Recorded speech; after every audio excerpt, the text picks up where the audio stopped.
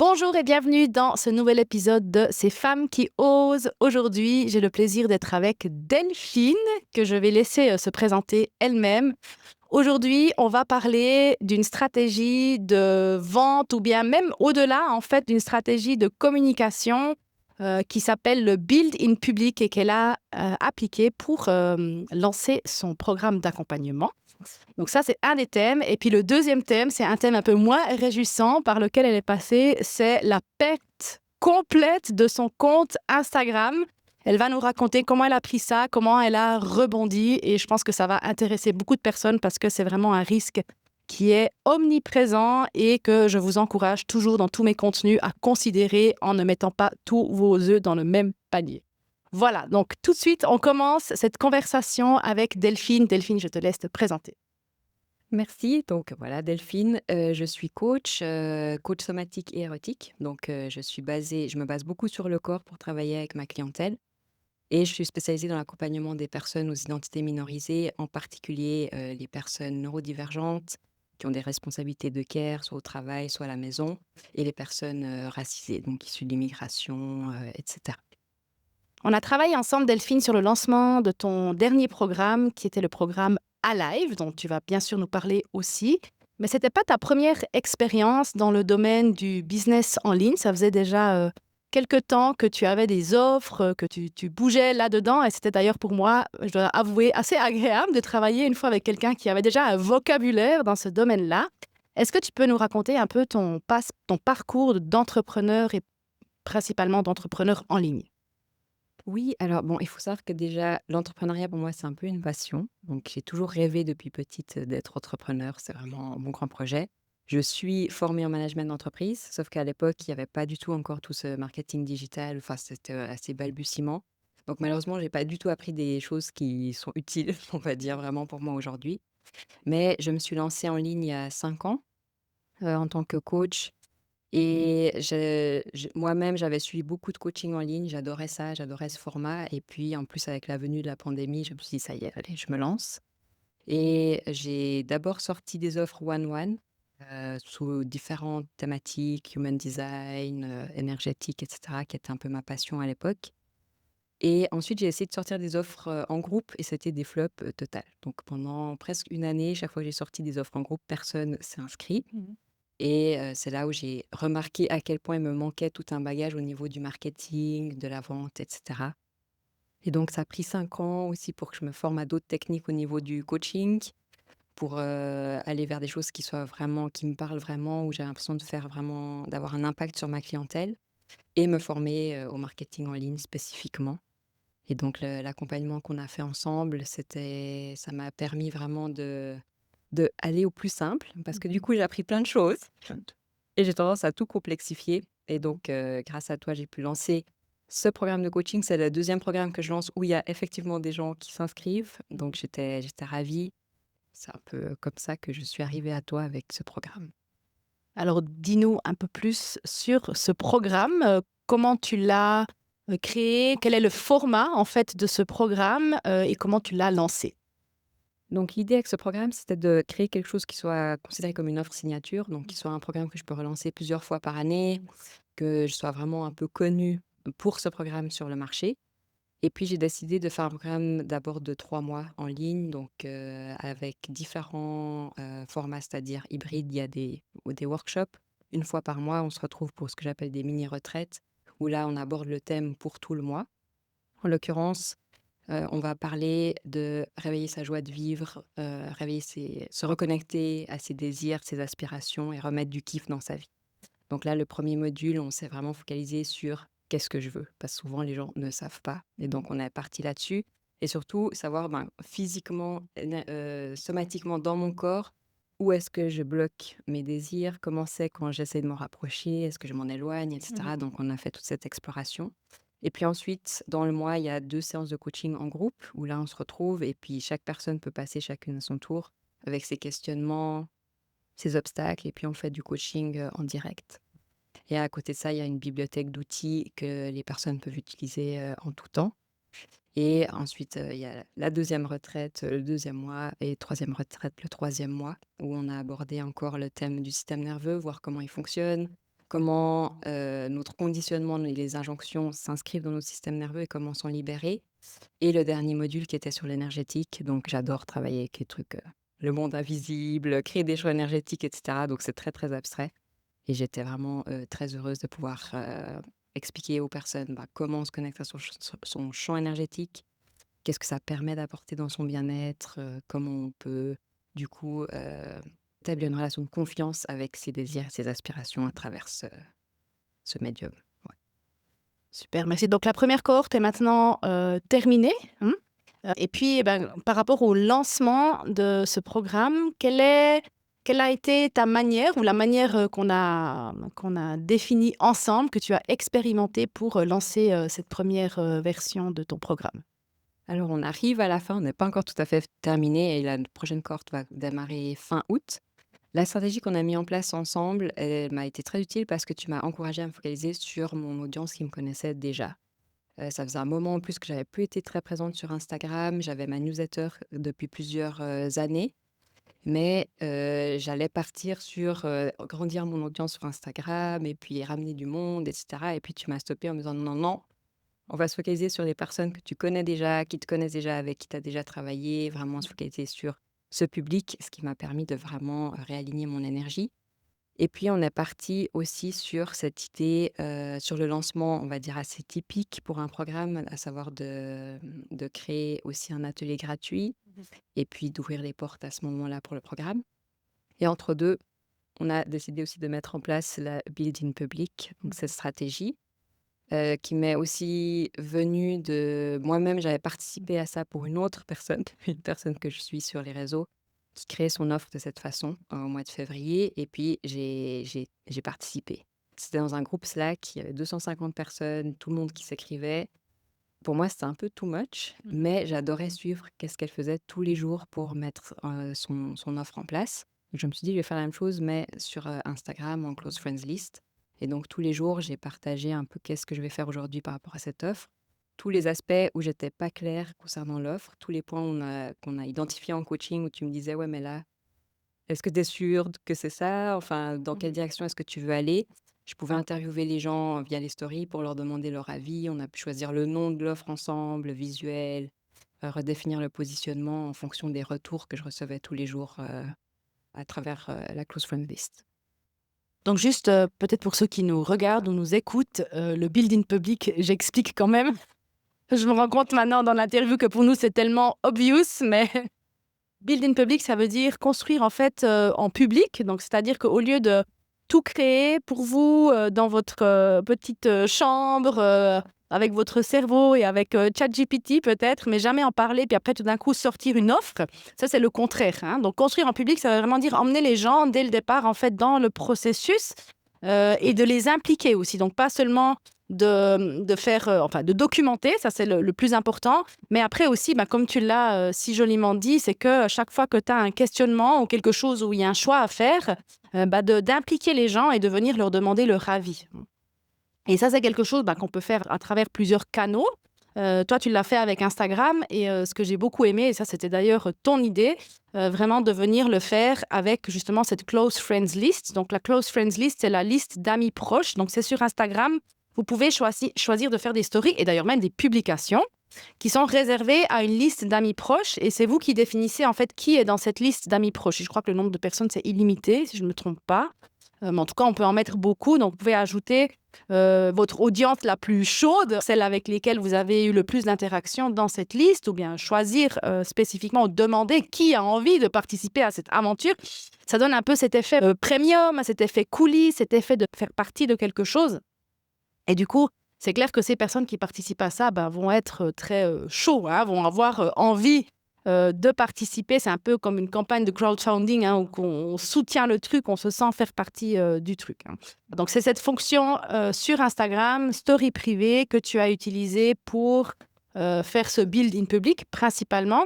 Est-ce que tu penses que c'est aussi quelque chose, ou ce choix d'avoir cette liste privée, quels ont été les avantages pour toi? Est-ce que tu penses que c'est aussi par rapport au public assez spécifique auquel toi tu te reconnais ou auquel tu t'adresses plutôt pour avoir un côté un peu plus intimiste? Est-ce que pour toi, tu as choisi le privé pour être plus intimiste, ou est-ce qu'il y avait une autre raison? Alors, déjà, ce que j'ai fait, c'est que j'ai demandé par email, donc dans ma newsletter, j'en ai parlé, j'ai invité les gens à s'inscrire si vous voulez rejoindre à la liste, justement des amis privés, des stories privées et puis j'ai fait aussi la demande sur Instagram. La raison pour moi, il y avait l'aspect que moi-même je suis plus à l'aise de m'adresser à un petit groupe et je me rendais compte que typiquement sur ma newsletter qui a un petit j'ai pas un grand nombre de followers sur ma newsletter, je suis très à l'aise de parler de tout, vraiment j'ai pas de je me sens pas trop vulnérable après coup et cetera. Donc je me suis dit: «Bon, sur Instagram, je vais refermer un peu le cercle, déjà pour moi, parce que je serai plus à l'aise de me lancer en story face cam, de partager mon quotidien et cetera». Et puis, en effet, je me suis aussi dit que, voilà, ça crée un effet communauté, même si les gens ne se connaîtraient pas entre eux, ça me permettrait de répondre aux DM et d'avoir plus d'interaction avec les personnes et que ce serait, voilà, un peu plus proche, en fait. Donc c'était vraiment ça l'idée derrière. Et du coup, comment ça s'est passé, concrètement, ce lancement pour toi? Est-ce que tu as été, satisfaite de cette, stratégie, de ce groupe qui s'est créé? Est-ce que voilà, est-ce que tu qu'est-ce que tu en tires comme, leçon et peut-être qu'est-ce que tu changerais ou tu améliorerais pour la prochaine fois?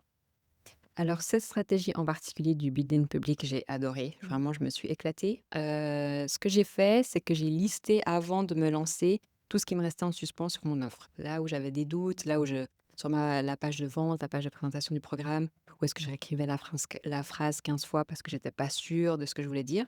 Donc j'ai fait une liste de tout ce que j'avais besoin de clarifier et puis ensuite, j'ai annoncé la close friends list.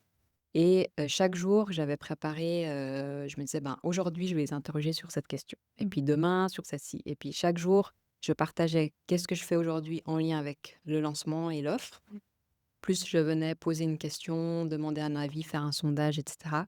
J'ai aussi commencé par faire d'abord le tout premier jour un peu les présentations, donc je me suis représentée. J'ai posé des questions pour que les personnes puissent aussi, partager, ben, quelles sont leurs identités, dans quoi est-ce qu'elles se reconnaissent et cetera, pour vérifier que j'étais vraiment déjà bien dans le tir. Et puis ça, je pense que ça a aussi aidé tout de suite à créer cette connexion parce que du coup, les gens ont répondu. Après, ça permet de faire des DM et puis c'est devenu tout de suite beaucoup plus conversationnel. Au-delà de juste consommer les stories, il y a vraiment eu des échanges et donc ça a pu aller, on a pu vraiment aller en profondeur. J'ai pu reposer des questions derrière pour clarifier certaines choses. Donc ça, c'était vraiment très, très chouette. C'est l'aspect que je garderai vraiment pour tous mes lancements à venir. Ça, j'ai vraiment adoré. Et puis, ça m'a aussi aidé à préparer l'atelier gratuit parce que du coup, j'ai pu poser des questions par rapport à ça. Et j'ai ouvert les portes du programme pendant une semaine que à la Close Friends List, Oui. avant même d'annoncer le programme au public.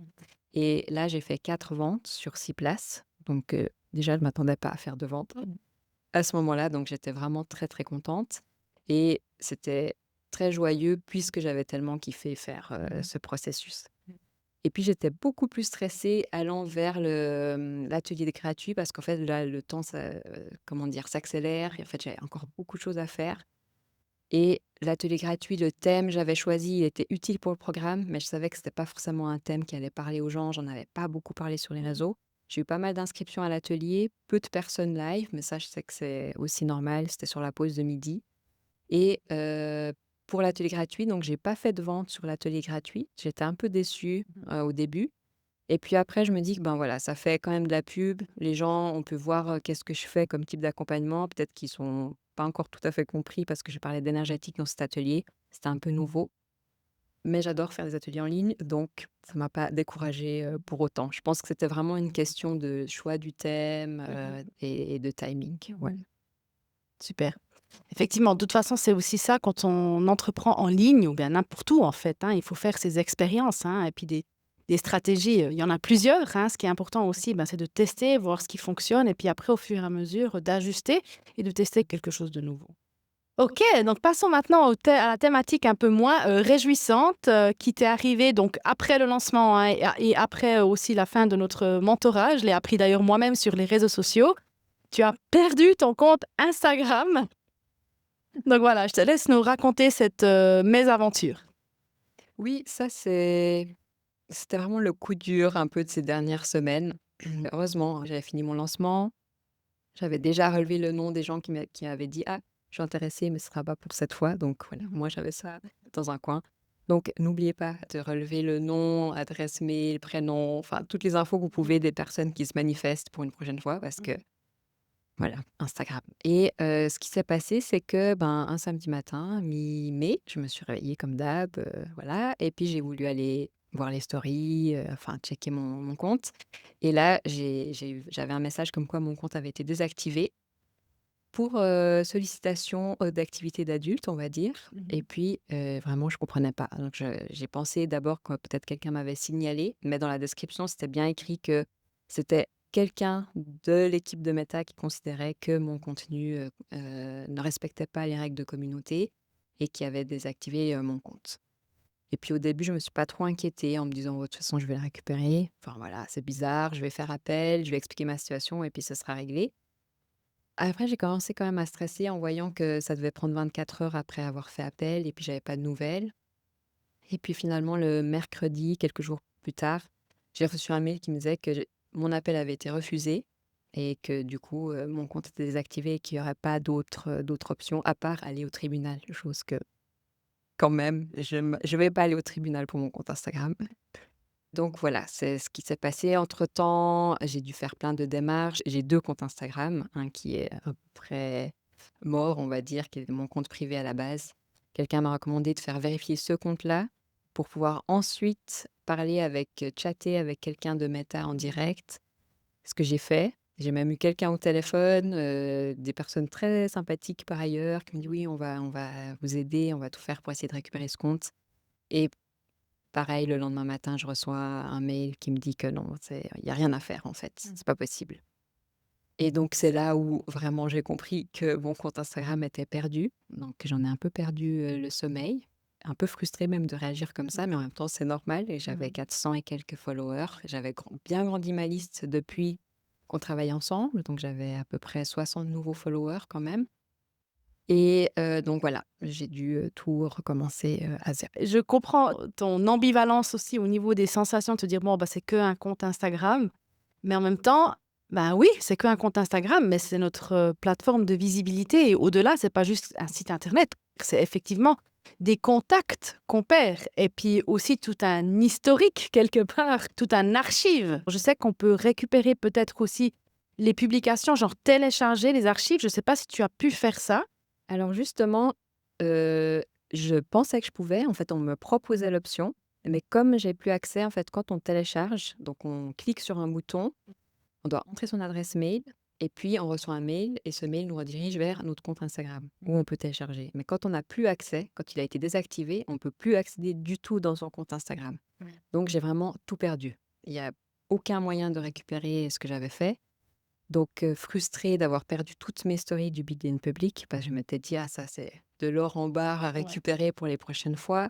Toutes mes publications, c'est un compte que j'avais démarré en 2021 quand je m'étais réorientée plutôt vers le coaching érotique Mmh. justement.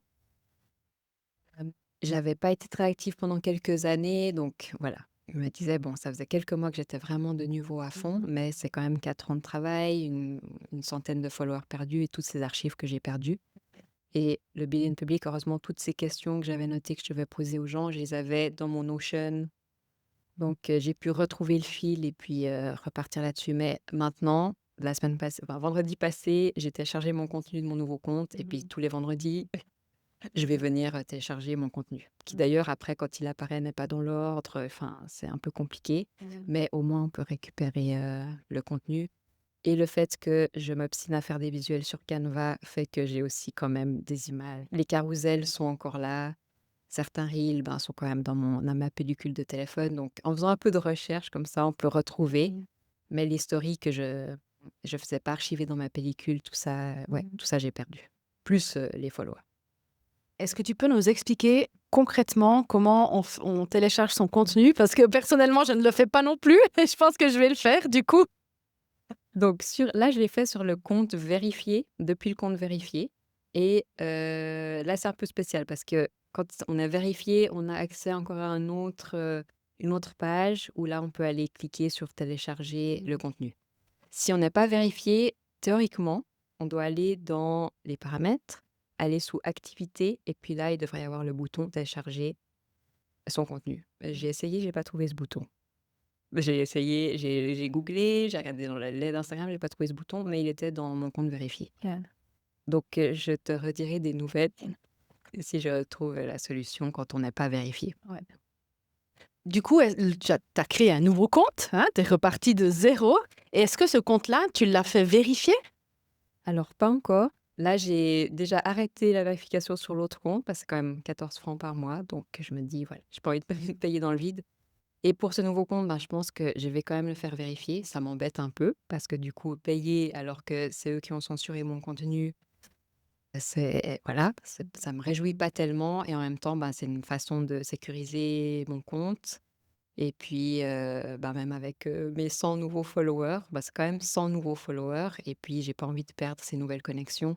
Ce que j'ai ressenti, j'ai retrouvé pas mal de gens quand même, à travers ma newsletter, à travers mon deuxième compte, ben, qui m'a permis d'informer d'autres les personnes qui me suivaient sur les 2 comptes pour dire: «Venez me suivre sur ce nouveau compte» et donc j'ai pu reprendre certaines conversations, mais je sens vraiment une rupture. C'est Mmh. vraiment comme si on est dans la vie des gens tous les jours, puis tout d'un coup on disparaît. Même si c'est pas long, le fait de revenir avec un nouveau compte, c'est comme si il y a vraiment un changement et je sens qu'avec certaines personnes, c'est parti en fait. La connexion, elle est plus là, ce qui est assez étrange. Énergétiquement, je le sens vraiment et je sais pas encore l'expliquer vraiment avec des Mmh. mots, mais il y a vraiment une vraie différence de, ça a vraiment impacté quelque chose au niveau de la réputation, au niveau de la confiance, mais il y a vraiment quelque chose qui a été impacté à ce niveau-là. Mmh.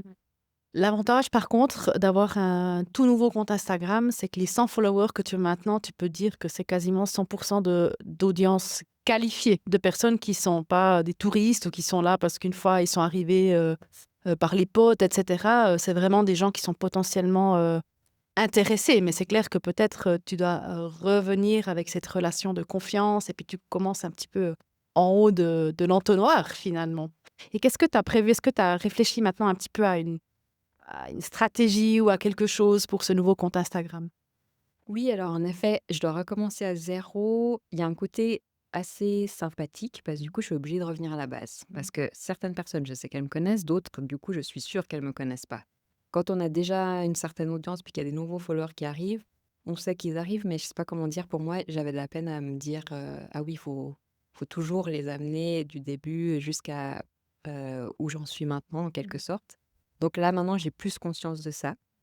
Et je suis quelqu'un, comme tu sais, qui complexifie tout et qui parle de beaucoup de thèmes différents en même temps. Donc là, j'essaye de planter un petit peu des graines pour un peu présenter les différents thèmes auxquels je m'intéresse, à savoir l'énergétique, le système nerveux et le côté désir, plaisir, pas forcément relié à la sexualité, mais ça peut.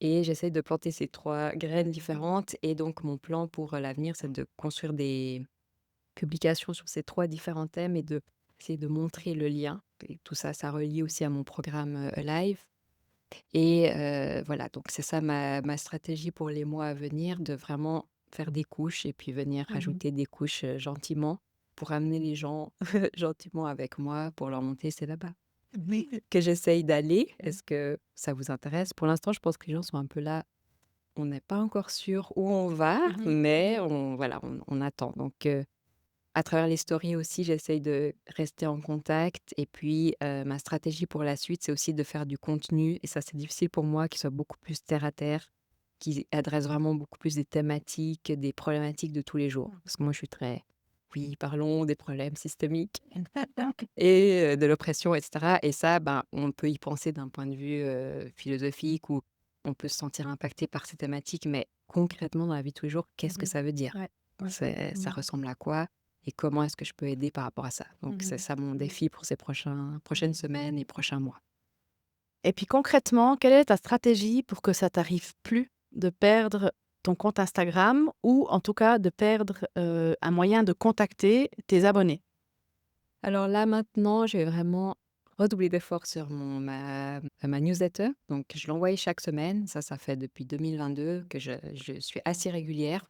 On va dire entre 2 à 4 newsletters par mois, en tout cas, partent. Et je promeus pas beaucoup cette newsletter. Donc c'est vraiment de promouvoir la newsletter, mais aussi de proposer du coup, ben, des ateliers, des freebies, des choses, qui sont effectivement, comment dire? Remplies de valeur pour la personne, qu'elle ait quelque chose en échange, de recevoir son adresse mail Mhm. et puis m'assurer que du coup les gens sont plutôt dans la zone email. Parce qu'une fois que les gens sont du côté de la newsletter, je suis rassurée parce que du coup ça, c'est des contacts qui m'appartiennent, que je reçois avec le consentement de la personne. Elle peut se désabonner tout comme sur Instagram si elle veut plus être là, donc il y a pas elles sont pas prises en otage.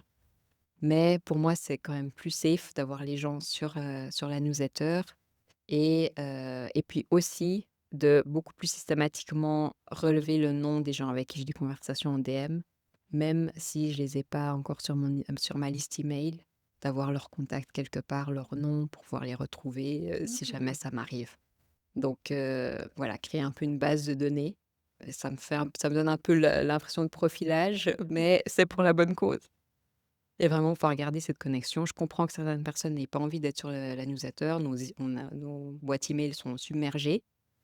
Et donc, c'est tout à fait OK que quelqu'un veuille seulement suivre sur Instagram. Mais si j'ai vraiment des contacts réguliers avec cette personne, j'aimerais Mhm. pouvoir la noter quelque part pour pas perdre le contact si tout d'un coup mon compte disparaît ou le sien. En l'occurrence, ça pourrait aussi Mhm. arriver dans l'autre Mhm. sens. Puis après, pour revenir à ce que tu as dit aussi avant, d'être dans le concret, d'être dans le terre à terre, c'est quelque chose que je recommande effectivement pour qu'on puisse être le plus. Il y a ce beau mot en anglais que je trouve jamais en français, relatable possible, qu'on se reconnaît vraiment dans les situations et c'est plus facile effectivement de se reconnaître dans les situations du quotidien. Mais je trouve que, n'empêche que ça devrait pas enlever le côté de pouvoir aussi parler des problèmes systémiques, des problèmes plus philosophiques, ce genre de choses. Et je trouve même que c'est important pour aussi amener une dimension plus globale, une dimension plus profonde aussi à ce qu'on partage sur Instagram et ce qui est quand même assez, des fois, assez superficiel, il faut quand même l'avouer. Comment, toi, vu que tu es sur une thématique quand même assez spécifique, comment toi tu te sens dans ce monde d'Instagram avec les messages importants que tu souhaites faire passer? Alors moi, je pense que je suis quelqu'un qui est chroniquement mécontente ou insatisfaite. Je me nourris beaucoup de ça, en fait. Mhm. Donc, déjà, j'aime beaucoup écrire et la motivation à écrire, l'inspiration vient souvent de choses que j'observe et je me dis: «Non mais c'est pas possible» Mhm. et voilà, il y a un peu cette rage, sous-jacente de: «Mais pourquoi personne parle de ça?» Mhm. Donc c'est quelque chose notamment dans l'industrie du coaching où il y a quelques années, on parlait énormément du mindset et puis son état d'esprit et cetera et là, je me disais: «Mais pourquoi personne parle du corps et de comment on vit tout ça, en fait?» Le manque de confiance, c'est pas juste parce que je fais pas assez d'affirmations positives, devant le miroir. Il y a autre chose, il y a tout un historique et puis, après, il y a aussi l'événement un peu déclencheur pendant le confinement quand, il y a eu, le meurtre de George Floyd, aux États-Unis, tout le mouvement des Black Lives Matter qui a pris beaucoup d'ampleur, où je me suis rendu compte que les gens tout d'un coup semblaient se réveiller. Moi, je suis passionnée de justice sociale, ça fait depuis enfant, donc j'avais déjà lu l'autobiographie de Nelson Mandela à 10 ans et je me disais: «Mais ah, les gens sont vraiment pas au courant, en fait». Ça m'a vraiment réveillée en me disant: «Ah oui, non, en fait, il faut que j'en parle». Même si j'ai Mhm. l'impression de casser l'ambiance, même si j'ai envie que les gens vivent plus de joie, si on nomme pas la raison pour Mhm. lesquelles ils vivent pas de joie, pourquoi ils se renferment sur eux-mêmes, pourquoi ils se sentent pas bien, si on nomme pas ça, les gens continuent à penser que c'est un problème personnel et Mhm. individuel et puis on va maintenir cette boucle où: «Ah, c'est moi qui suis cassé, c'est moi qui ai un problème, il faut que je me répare». Et donc c'est sortir de cette idée et dire: «Non, c'est le système qui fonctionne pas bien». Nous, on l'a internalisé, mais maintenant on peut, le voir et s'en libérer pour justement retrouver du plaisir dans la vie, Mhm. au-delà de tous les labels, toutes les étiquettes qu'on peut avoir, qu'on nous a collées dessus ou avec lesquelles on s'identifie aussi et qui parfois nous enferment du coup, dans des rôles ou des fonctionnements qui nous, maintiennent dans un quotidien qui nous fait pas forcément vibrer, quoi. Avec, ce que tu viens de raconter là, je sens, en toi une certaine rage quand même, hein, qui transparaît pas trop dans ton univers, hein. C'est plutôt, la douceur, l'enveloppé, hein, les couleurs pastel, le et du coup, ce côté-là, on le sent pas trop et je pense que c'est pas incompatible, en fait et c'est même ce qui peut te différencier par rapport à d'autres coachs.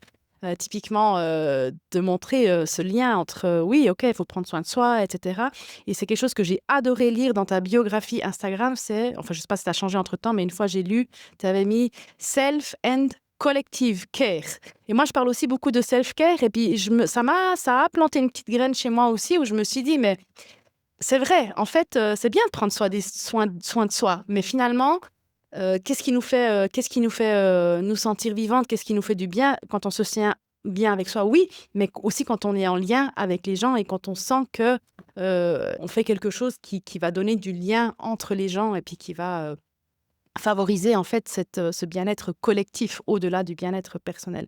Donc ça, c'est quelque chose, pour lequel je voulais aussi te remercier parce que ça a planté une petite graine chez moi aussi et je pense que ces messages-là, ils sont importants et le message que j'aimerais, faire transmettre ici parce que c'est justement le nom du podcast, c'est «Ces femmes qui osent» et du coup, le fait des fois, on se retient de certaines choses qu'on a envie de partager, mais on sent que ça brûle un peu en soi parce qu'on pense que, voilà, ça va être mal vu, ou bien ça va être trop, ou bien on va se faire bannir, voilà. Donc oui, il faut jongler un peu avec ça, mais je pense que la vraie, différenciation et la vraie flamme et le potentiel, il va émerger de là, en fait. Je sais pas, ça te parle ce que je viens de te dire? Ça me parle beaucoup et c'est d'ailleurs aussi pour ça que je fais des accompagnements en groupe. Il y a quelque chose qui est encore aujourd'hui en Suisse, peut-être un peu plus en France, mais en Suisse, le coaching en groupe, c'est inexistant. Mmh.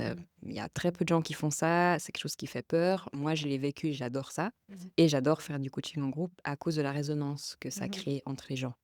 De se dire: «Ah ouais, en fait, c'est OK d'être hyper enragé, Mmh. c'est OK d'être hyper épuisé, fatigué» et malgré tout ce qu'on voit sur les réseaux, parce que tout le monde a l'air d'avoir une vie super et puis la nature est tellement belle, c'est l'été et puis pourquoi moi je suis dans cet état? Pourquoi j'en peux plus de ma vie? Et donc de se dire: «Non, on a vraiment besoin collectivement de commencer à dire que ça va pas tout le temps». C'est que oui, il y a aussi des super beaux moments dans la vie, mais il y a un poids en fait, je trouve qu'on doit porter au quotidien, ben, la charge mentale Mmh. notamment, la charge émotionnelle et encore plus quand on a des identités minorisées qu'on doit porter tous les jours et si personne les nomme, ben, voilà, on continue à penser que c'est nous qui avons un problème. Mmh. Quand, ce poids, on se rend compte que c'est pas un poids personnel, c'est systémique, ça enlève pas tout de suite le poids, bien sûr, mais au moins, j'ai l'impression que ça permet de le répartir. On peut le porter un peu ensemble et puis après, on peut aussi se reposer sur des alliés, des personnes qui ont pas forcément les mêmes identités que nous, mais Mmh. qui voient que, ouais, c'est important de faire changer les choses, d'avancer ensemble et puis, ouais, je pense vraiment que c'est en intelligence collective, en collaborant, par l'entraide que on peut vraiment changer les choses et contribuer au bien-être des uns et des autres. Delphine, c'est pour quand ton propre podcast ou peut-être ton livre? C'est mon rêve. Je pense qu'avant mon rêve d'entrepreneur, je rêvais d'écrire un livre. Donc voilà, podcast, livre, podcast en premier, je pense. J'attends de pouvoir me lancer, je pense que j'aurai besoin de ton aide et puis le livre, j'espère aussi un jour. C'est Ouais. vraiment, comme je disais, j'adore écrire, j'ai vraiment beaucoup de choses à dire, j'ai un avis sur tout. Mmh. Donc voilà et je suis toujours, contente de pouvoir échanger et j'ai l'impression que quand on s'exprime aussi, après ça génère des conversations. Il faut se lancer, oser.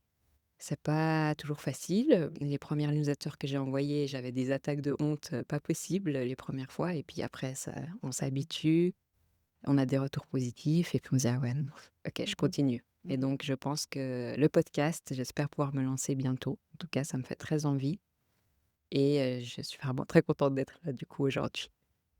Donc ça, c'est les rêves, les beaux projets et c'est important d'en avoir. Est-ce que tu as un projet à plus, court terme dont tu voudrais nous parler?